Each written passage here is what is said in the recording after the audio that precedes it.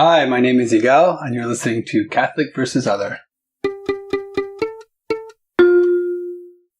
So tell us a little bit about yourself, if you would, what you believe, and how you came to believe it. I am from a very mixed background, religiously, economically, socially, in many ways. So I've never really identified with one group. I never believed in God since I can remember. So if you had to say what I believe in, I guess it's more my individuality. Can you talk a little bit about your childhood and what you were exposed to in terms of religion? Okay, so both my parents are Jewish. Both my parents kept kosher. My parents were divorced since I was a baby. So they also had very different backgrounds. My mom is Eastern European. She grew up in Montreal. My dad is from India, but he's Jewish. It's a very small community. So my mom is Ashkenazi, my dad's Sephardic. I went to different synagogues. So I didn't go to synagogue with my mom so much, but I went to Hebrew school at an Ashkenazi synagogue. And then with my dad, I went first to a very, not an Orthodox, but almost an Orthodox synagogue. And then went to a Reconstructionist synagogue when I was about 12. The men and women sit together. It's very progressive. There's a lot of philosophical discussions in a synagogue. It's always questioning itself to a certain extent. It's very open, I guess is the best word to describe it. So that was very interesting. What would you say is the point and purpose of Judaism generally? Wow. I don't know, to obliterate your mind. I mean, Judaism is still an enigma to me. And I've been not deep into it, but I spent all that time in synagogue. I was listening to what they were saying. I was reading the Bible over and over and over again because I had nothing else to do in those 3-4 hours every week. And I'd listen to discussions, we'd have people over to the house sometimes. I never believed in the religious aspect of it, but I always liked the literary aspect. I'm a writer, So it really grabbed me, the stories. And I'm still I think there's a lot of value in all religions, in the myths and the rituals and the way of understanding the world. Through stories, because it's the easiest way. It's not, if you give somebody huge tomes of theology, most people aren't going to be able to get through that. But if you give them a story, which they can relate to into their normal day life, it's like an analogy. So I always like those. I like the community aspect of it. So I felt the warmth, if you want to call it that, singing together but I didn't believe any of it, which is quite strange. Have you ever experienced a dark and lonely period in your life where you reached out to this alleged God? No. And I've definitely had some very, very dark periods in my life. And that's when I kind of realized that I didn't believe. Okay. Because I felt like if I ever would have believed, that would have been the moment to believe. What did you do instead? Where did you seek solace or comfort or... I didn't. I mean, I tried not to get stuck in a set of beliefs. I had one period where I was reading a lot of Krishnamurti, and he had I don't remember a whole lot of what he was saying, but I remember one thing that stuck with me was this constant inner evolution idea he had, always constantly questioning what you believe, which I think is just good for anybody. And if you do have strong beliefs, then you'll be able to build on those and strengthen them. So I kind of went through a period of existentialism, if you want to call it. I read a lot of existentialists, which got very dark. I might know I've read them at the right period in my life, but it gave me actually a lot of confidence. I always ask about free will and morality because it's absolutely dependent on the notion of the supernatural. Things don't just happen without a sufficient reason. There's a sufficient cause for everything that happens. And to assume the opposite and say that everything is well ordered in this material universe and there's nothing beyond the material universe is to say that we don't have freedom. And if we don't have freedom, then we don't have morality. So I don't know if you've played with these ideas or if you're familiar. You've studied philosophy, haven't you? Long time ago, yeah. Okay. I've done courses in free will versus determinism. This is kind of why I stopped studying philosophy. Sorry. I was literally going crazy at the end. I was thinking, who cares? And I understand where you put the morality in there. But at the same time, it's if you have a camera and you're zooming out from things. The farther away you go, the less things have a system. So if I look at the entire universe, maybe things aren't causal, because humans have a yearning for some kind of causality and meaning. Okay. And I think that could be dangerous as well, because that's how we do make systems, and not all systems are bad. But I think if you think of things as absolutely meaningless, this is like existentialism tenet too, there really isn't any meaning. Now, where do you get morality from that? That's obviously, that's a difficult jump, where there's almost a contradiction in things. So you can say, I'm meaningless in the universe because I'm a speck, but I'm very meaningful to the people around me if I want to believe it in that way. Okay. So if I do harm to somebody else, I can see that I'm doing harm. I don't have to make a logical conclusion about it. I mean, most people can feel it. They can see it. They can sense it. And that's where you come away from the mind, the logic. Do you believe in free will? I don't even bother thinking about it. It seems that you have a very pragmatic point of view. Don't worry about the big picture. Just do what is natural and what is obvious and what is wholesome and healthy, and just do what works. I mean, this is allegedly what Buddha said. Just try it, and if it works, then go with it. What's interesting, though, in having that pragmatic point of view is I also know that I have a foundation of morality from religions. So I think a lot of people in the West forget that we are based on Judeo-Christian tenets. But I'm sure there's some countries where certain things we would take for granted as being a normal thing that people should do ethically, moralistically, they don't care about there because it's not in their code of living, and that's fine. Cultural relativism is one of those things, along with moral relativism, that I think are very dangerous. But things like communism, I don't know if you have a leg to stand on philosophically to fight against these dangerous worldviews. Well, again, I don't necessarily look at the starting point of a view. I look at what has it done. So in that respect, I would agree with you. Like, what happened in the Soviet Union is horrendous. And people walking around nowadays calling themselves Marxist and with communist sickles, I'm kind of shocked. It's almost like people walking on swastikas. It's the same, because you can start somewhere. I think Kierkegaard had a great quote with that. He said, don't build a castle if you're going to live in a shithouse. Revisionist history is a dangerous thing. So yeah, I killed millions and millions of people. I think that the relativism, it's a tricky question, because again, can you have a system of morality and ethics without some sort of basis to it? I would hazard a guess to say that you don't believe in an objective and eternal truth or an objective and eternal morality. Is that correct? I can't, because I don't know, what does morality mean? It's like, I don't know, I'm watching House of Cards right now. Okay. It's just a political show about the White House.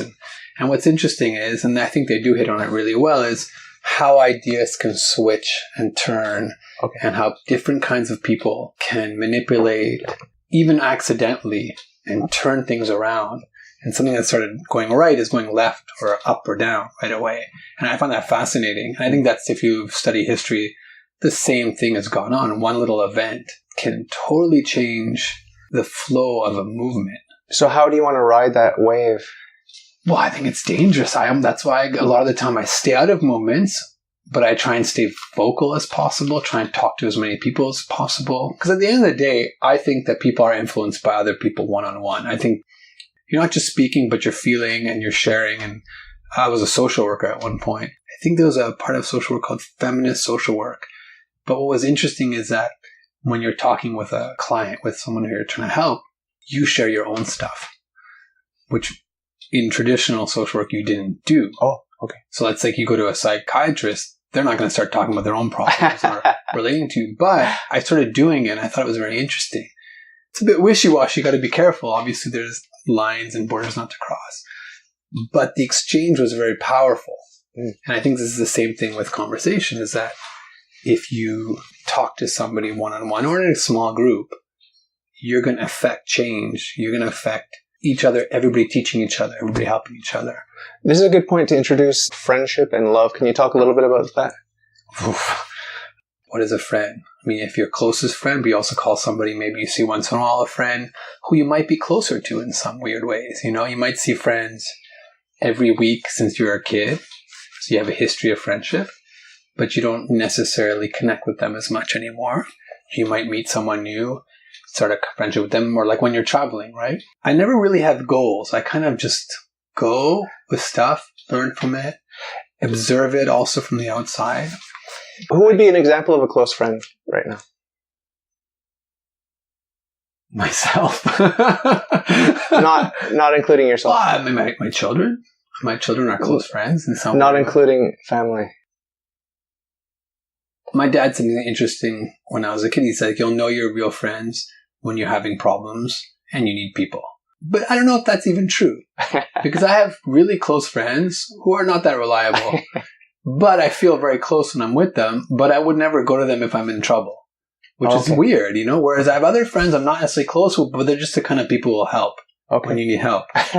So I don't know, all these I'm always questioning what these friendships mean. And it seems like a very cautious approach to labeling anything or to claiming to understand anything. Yeah, absolutely. So let's talk a little about your mother. Does your mother love you, and do you love your mother? Wow. I would say yes. I'd say I love my children deeply. And maybe they're the first people I've actually deeply loved. It's possible. Yeah. Because your parents... They love you deeply. Your parents love you deeply, and you understand that when you have kids. I have friends who are evolutionary biologist types, which I like as well. But they would say, yeah, but that's just you're an animal, and you're there to procreate. And it can be very cynical, but there's some truth to it as well. It's like, why are babies cute? So you don't kill them, basically. When they're waking you up at all times. I have twins, so it was hellish the first year, I didn't sleep for a year. If there's not that love, I can see a parent going absolutely nuts, But you don't buy completely into the Darwinian worldview. I think it's dangerous to a certain extent to do that, because then you can become very cynical. And I'm talking about the love thing. I think there is definitely some kind of feeling that people have. Let's say we live in a Kafka-esque universe, and you're a Jew, you should appreciate this. You're on trial, and the charge is that you don't love your kids, okay? So you're on the stand, and now you're being viciously attacked. Okay. All the evidence is being brought against you. That you don't love your children. Yeah. What kinds of proofs or arguments could you bring to say that you love your children? Well, I think that you would die for them. I think that would be the first. I would easily die. I mean, again, wait. Actually, I have to rephrase that. I hope that I would die for my children. I don't know on the spot if I would. It's a terrible thing to say. Maybe I would be a coward. I have no idea. But I hope, and I've felt it to a strong degree, that if a tiger jumped out of the bushes in the plateau, I would fight the tiger just because I love my children. I think I've done quite a bit for my children. I'm not we've gone through anything horrible. But yeah, I mean, I think hopefully most parents who are involved with their children will probably say the same thing. Other than that, I don't know what a proof is that you love your children. I think that's the best proof. I mean, that's what Jesus said. He said, love hath no greater proof than to give your life. So, yeah, it seems that you're pretty convinced that love is real. You're just not sure if there's a cynical Darwinian explanation or not. I don't believe it because I don't want to have that worldview. Because if you start believing that stuff, then you can become a dangerous person. I mean, that's the way I look at it. It's good to know it, though. So you're doing both things at the same time. It's very important to see where things come from, because that's part of truth and understanding of the world. But it's also important that you leave a space for the unknown and the supernatural, like you're saying. People who are hardcore atheists, I don't have time, because it's, how do you know? You know what I mean? And also I find them quite unpleasant to be around, because they've taken the logic to the other extreme, which I don't think is helpful to anybody, Because if you take it that way, then why should I help someone who's not related to me, right? If I truly believe in an evolution, I would actually want them to die, probably, because it would leave more food for me. Have you read the New Testament? No. You're not familiar with the parables of Jesus? No. I actually had a question for you, because there's a whole thing that Jesus dies for your sins. Yeah. But then he gets reincarnated, right? No. Resurrected. Oh, resurrected, which means what? It's a different thing. The basic idea is that he laid down his life and he picked it up again. Did he know he was going to get resurrected? He knew everything, yeah. He knew everything. He is God Almighty who took on human flesh. He's fully human and fully divine. Those are his two natures. He has a human nature and a divine nature. But he's one person. He's a divine person. He is God incarnate. So he knows everything. Okay. So the sacrifice was the pain. The sacrifice is in his humanity. Because in his divinity, he's perfectly happy all the time. He's God. The fact that he went and what happened after that? Because I haven't read the New Testament. He ascended into heaven. After his death and resurrection, he stayed around and talked to people, and people saw him and touched him. But then he ascended into heaven in his body. And heaven is not like some place up in the clouds.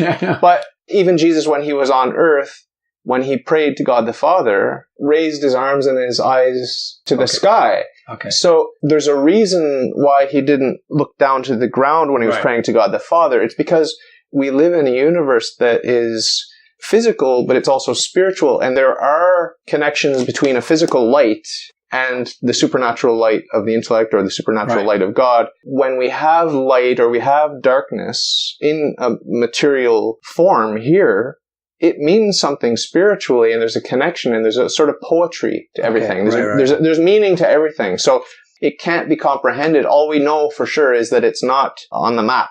It's a higher place, right? It's a higher place, yeah. And he's going to come down. Why? What's the purpose of the second coming? Yeah, I have no idea. Like, it's what? It's the end of the drama for all of the generations and all of the people that have been born and that will be born into this pilgrimage between the Garden of Eden and eternal heaven. Mm-hmm. Each human individual is working out his salvation and making that fundamental choice for God or against God. What was the whole point of this? The point is to return God's love and to be with God and to be happy. Okay. To be happy, that's the point, right? Okay. We have the freedom to refuse to give God the love that he deserves, and that implies consequences which are negative. But he knows what's going to happen. He knows everything. Isn't that presupposed predeterminism? No. How do we have free will if he knows everything that's going to happen? The same way that you know what's going to happen, even though you're not the cause of what happens. For example, you can watch from a distance some disaster about to unfold, and you're just like, the reason that you're gasping and pulling at your hair is because you know what's going to happen. You're not the cause of that, though. You're witnessing it, but you're not the cause of it. But I don't know it's going to happen for sure. If God knows for sure something's going to happen. But if you knew for sure, like there's some things that you do know for sure that are going to happen. I mean, when I was young, I remember all these stories I would read in the Bible, in the Old Testament. Most of them were just about God testing the faith of people. Abraham taking Isaac to kill him. Like, I mean, that's... Kierkegaard has a whole book about that, Fear and Trembling, which is really... That's the whole leap of faith. But it's always like God, not testing, but kind of just... It's not like God just saying, do this. And listen and do it. It's almost like, are you listening? Are you actually believing everything? Which I think we do that in everyday life. How old are your children? They're 9. Do you remember when they were learning to walk? Do you remember the gestures that you would use to encourage them and to catch them if they fall? Can you imagine God being in that parent role, and you're the baby, and you're trying to walk, and you're stumbling, and you're falling, and everything he's doing, everything is out of love to guide you and to strengthen your steps, because you're going to learn how to walk. Yeah, exactly. It's not love to just say, well, my baby's not going to walk because it hurts his little legs. That's not love at that point. We as finite creatures, we need a certain sort of training, and it's like training wheels on a bicycle. There are many, many examples of that in the Bible where it's like people just don't seem to get it, but God patiently is there with them with the training wheels. And yeah, I mean, I would think whether you believe in God or not.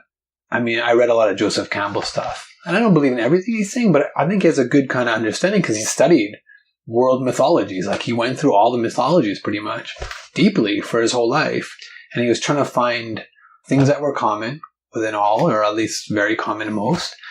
And also why. So rituals. Like, why do you do this? What's the point of this? I mean, even in the Bible, the stories have points to them. They're not just, that's what a sermon is. It's not just like, oh, here's a story. It's like, this is why we have this story. So you can learn about life, like you're saying about learning to walk. So I think, Islam right now, it's still like a teenager kind of. That's the way I look at Islam right now. So Christianity used to be like that. Let's say, with the Crusades or things like that. It was going through this kind of teenage angst. And I think Islam right now is hitting that because it's big enough. It's hitting other religions too. And it's kind of like, it's trying to figure itself out. So I find Judaism is a very strange religion. Number one, it doesn't try and spread itself, which is very weird. And the evolutionary biologists would have a lot of problems with that. It's like, why would you try and keep your religion small? It defeats the purpose of having a group, right? It's very weird, almost, you know, and especially once you almost get wiped out, you'd think you'd start spreading your religion around a little more. So, I mean, that's a mystery to me. I'd like to study that more, the whole kind of relationship between these Western religions, you know, monotheistic. Do you favor monotheism over some of the other worldviews or no? I haven't studied enough to really... I mean, I lived in Korea for a year, as an example. Okay. And Korea was interesting because Korea was traditionally Buddhist, I guess. And then Christianity came along. And now it's about half Christian, I would say. But it's a new Christianity. But I found it very interesting. There's just a different vibe. A different kind of like... No one ever talked about religion. They're reserved people? No, not about other things. Okay. Like, they talk politics, they talk about a lot of stuff. They'd look at my grocery cart when I went to the supermarket. Like, they were nosy, kind of, you know? But religion wasn't something you really kind of... Not for a polite reason. It's just kind of part of the religion. It is what it is. Okay. Which I found very interesting. And they have actually... There's a lot of... I know in China, too, there's this kind of pull towards Judaism now. Not that they're trying to convert, but they're kind of getting obsessed about Judaism for some reason, which I find very interesting. Maybe also because they have this kind of mysterious, not real, like, I haven't studied Buddhism or Taoism or any of these, but I've read a couple of books, and they're kind of just really ephemeral, kind of, they're strange to me. They're, you know, it's a different kind of culture, I guess. I didn't grow up in it, so... What if there were an opportunity that arose? This is a big temptation now. It's not likely to happen, so don't worry. But imagine that an opportunity presented itself where you could get something good, whether it's pleasure or money or something good, and it's illegal. It's going to harm somebody. Right. But you don't know them. You basically, there's a perfect storm of circumstances where you will never get caught. You know you will never get caught. Right. You know that you'll never have to see the suffering that you cause. And you know that you're just going to be a lot happier for the rest of your life. Right. Would you do it? And if not, why not? It's a tough question. It's like the black box, right? That was the that story where you hit the button and you get like all the money in the world and like, but someone dies somewhere else, right? Yeah. But I think we do that every day. Everybody in the world could have enough to eat if you look at it that way. We wear clothes from China. People who are working, 90 hours a week and getting nothing and starving maybe. We use gasoline, which is messing everything up. I mean, there's all these kinds of things. We're born into it. Not to say that if we stopped it, it would change necessarily, but we have to be aware that we're doing that. So, I mean, I always think of wars as a very interesting, because wars bring out the worst and the best. In standing armies, first signs of combat, when you actually first come into a combat, you have to kill other people. Something like 95% of people deliberately shoot over the heads of the enemy. Oh. Because it's just not human to kill, and you're trained to kill. But I think it's the same with everything. I think that, the news shows us a lot of bad things happening. But if you actually observe around you, any country you're in, no matter how bad things are, the vast majority of people are not doing bad things. I'm not talking about little bad things. I'm talking about like horrible things. And I think mostly if someone falls in the street, someone's going to help them, depending where you live, obviously. But I think it's important to remember we don't see it a lot in media, unless you're in grave circumstance. So I always think of these extreme examples. What if my kids were starving and I'm in a war zone? I'd probably steal. I might even kill to protect my children. If you see your children starving and in pain, that's a really strong impulse. And a lot of morality does go out the window. There's that movie, The Road. I don't know if you saw this movie. It's it's based on a novel by Cormac McCarthy. And the movie was shocking to me because it's kind of like the end of the world going on. Something you don't know they never tell you what's happening. And then it's a father and his son. The mother has enough and she basically kills herself. She doesn't want to deal with what's happening. And then he has his son and they're heading south because it's too cold. And then you see all the horrible things. The cannibalism starts and all these horrible kind of but there's also certain good people. And you just see, it's exactly what I'm talking about. It's kind of like, you don't know, are you good anymore? If you're doing that, are you still, is it better just to die? To let your children die? You know, like if you're going to kill somebody else and eat them or whatever, like, but that's like, we don't ever have to hopefully worry about these things because our standard of living is very high. We don't have wars going on around us. I think it is valuable to think about it in terms of knowing yourself, knowing that you're a monster inside. Yes, I think that's a very absolutely. important. I mean, I would never say that I wouldn't do these things. Under any circumstances, anybody can do anything. I've always believed that. That's one tenet that I stick to. Right. And I'm sure there are exceptions, but I think if you push someone's button enough in the right direction, they're very capable of doing almost anything. And I mean, it's scary, but nowadays I get scared of it because there's a lot of, I don't want to call it tribalism, but the identity politics is out of control now. And people are like entrenching themselves in these groups. They're screaming at each other. There's no dialogue. And it's dangerous because this is when you start having escalations. And like, I'm on this side and you're on that side and I hate you and you're a monster. You're a Nazi and this punch the Nazi in the face stuff. Like, that's appalling to me. I mean, those guys want to go around with tiki torches. As long as they're not touching anybody, you know, I think it's horrible what they're doing. But where's the line drawn? I mean, the vast majority of people in religions, forget even religions, politics and stuff like that, in generally are born into it. So like, you know, it's interesting with you because you came to it out of kind of nowhere. Yeah. But that I almost trust more in some ways because, like, I mean, if you were born and then right away you were shipped off somewhere else and you never grew up with your parents, the chances are you wouldn't have the same worldview or religious or anything as your parents. Like, it's just, it's unlikely. There's a term called propinquity, I think it was called, in psychology. Whoever's in proximity to you is who you're going to get close to. So, I mean, most like, you know, a lot of marriages occur through the workplace or through the church or through like, it's because you're or neighbors. It's because you just see them a lot more. Yeah. It's like being stuck on a desert island, you fall in love because there's nobody else and you're next to each other all the time, right? Yeah. It's just a human thing. So I think that if you're always shut off in a group, then you're never going to have exposure to anything else. But if you're always in Montreal is a great place because you always have exposure, if you want to all kinds of people, you know, socioeconomic, cultural, religious. And that's why I think growing up here, I had that ability to kind of, from day one in kindergarten, I had different people around me. So when I go to a country like Korea, I lived in Korea, and it's very homogeneous. It's very weird. But as long as you have that open mind, then there shouldn't be a problem. People are very similar. So this podcast exposes me to people with different worldviews. There are two sort of mutually exclusive projects. One is humanity, and the other is absolute and eternal, unchanging, ultimate reality. We can't both be right where there's genuine contradiction on doctrine. Why can't we both be right? Well, I said genuine contradiction.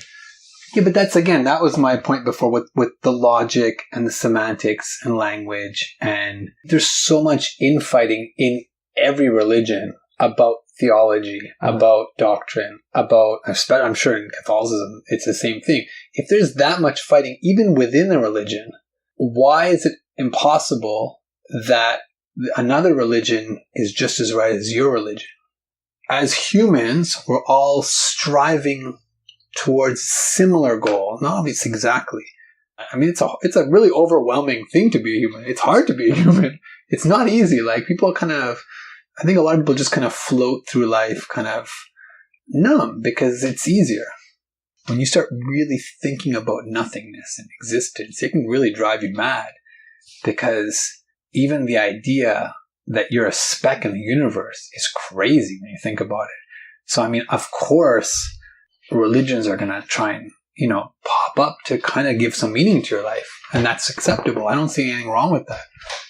You can rage against the church, but the church also is the foundations of social charity welfare. In Muslim countries, there's no safety net. Like, you need food, you have to go to the mosque. Like, and they're the only people who actually help you.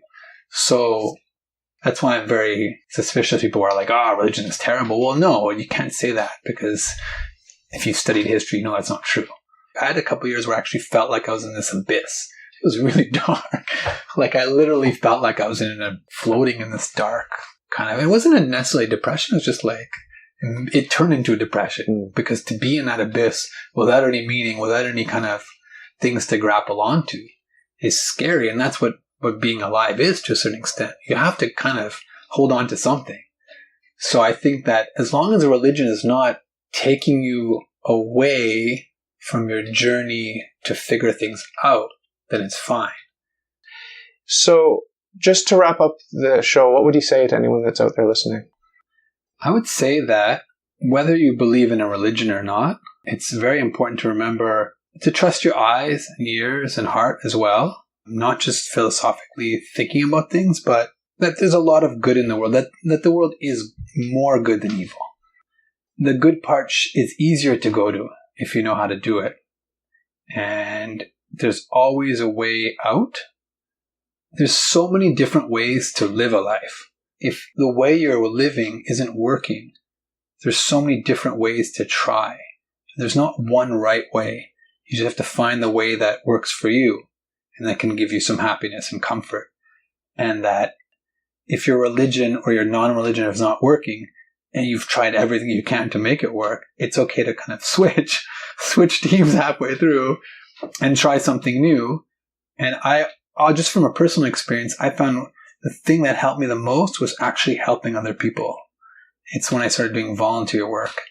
And it kind of saved me in a weird way. And I always recommend it to everybody that when you're at your lowest and darkest, if you help somebody else, it's like a weird medicine because you don't feel so alone anymore. You don't feel so nothingness. You start feeling connections to people. A way to save yourself and everybody else is to build those connections with other people because that's the only thing that we really have control over at the end of the day.